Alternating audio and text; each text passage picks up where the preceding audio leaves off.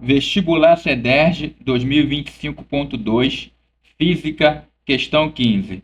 Em uma dada região, a componente do campo magnético da Terra na direção paralela à sua superfície é representada por B2. Essa questão envolve conceitos de magnetismo e vetores. O campo magnético da Terra é na magnitude de 5 vezes 10 a menos 5 Tesla. A Terra é um imenso ímã, com polo norte e polo sul magnético. Porém, o polo norte magnético está localizado no polo sul geográfico e o polo sul magnético no norte geográfico.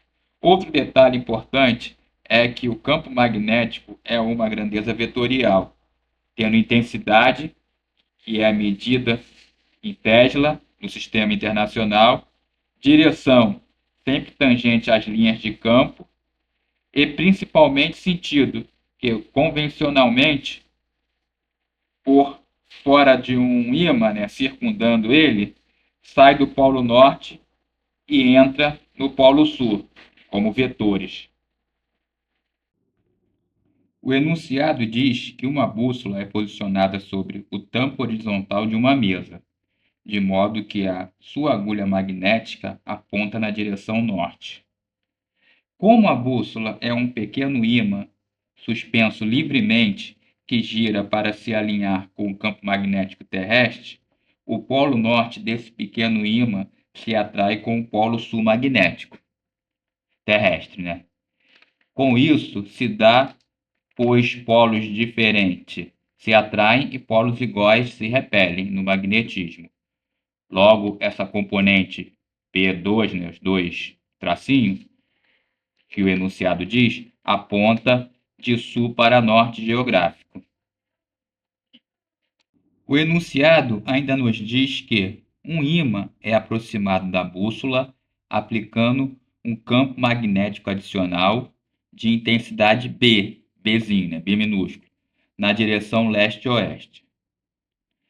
Precisamos saber o conceito de pontos cardeais para determinar o sentido leste-oeste. Você olhando para o norte, leste fica à sua direita. A posição sul ou norte do ímã vai determinar a atração ou repulsão com a agulha magnética da bússola, além do sentido do campo magnético adicional, o Bzinho, B minúsculo, né? Continuando com o enunciado, fazendo com que a agulha da bússola dê um giro de 15 graus em relação à direção norte, podemos construir um triângulo retângulo com a soma vetorial das componentes do campo magnético terrestre vertical, né, que é o sul-norte, com a componente horizontal oeste-leste do ímã, além de BR representar a componente do campo magnético resultante na agulha da bússola. Sabemos também que num triângulo retângulo a hipotenusa é o maior lado. Logo será a componente com maior magnitude, pois o lado oposto a um ângulo reto, de 90 graus, né, é sempre o maior lado. Logo a componente BR, a resultante, tem mais magnitude que as componentes B2 e Bzinho.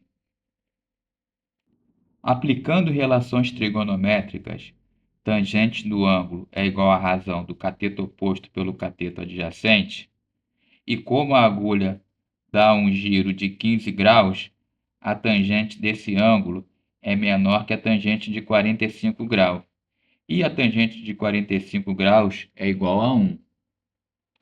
Concluímos que tangente de 15 graus é menor que 1 e maior que 0. O cateto oposto nesse triângulo retângulo é a componente Bzinho, né, do campo magnético do ímã, e, consequentemente, a componente B2, campo magnético terrestre, é o cateto adjacente. Para satisfazer a condição do numerador ser menor que o denominador na razão trigonométrica, o campo magnético do ímã, o Bzinho, obrigatoriamente tem que ser menor que o campo magnético terrestre, o B2, o B2 pauzinho. Logo, a letra C é a resposta correta. Confira esses fenômenos magnéticos no vídeo Como medir a força de atração de um ímã no nosso canal.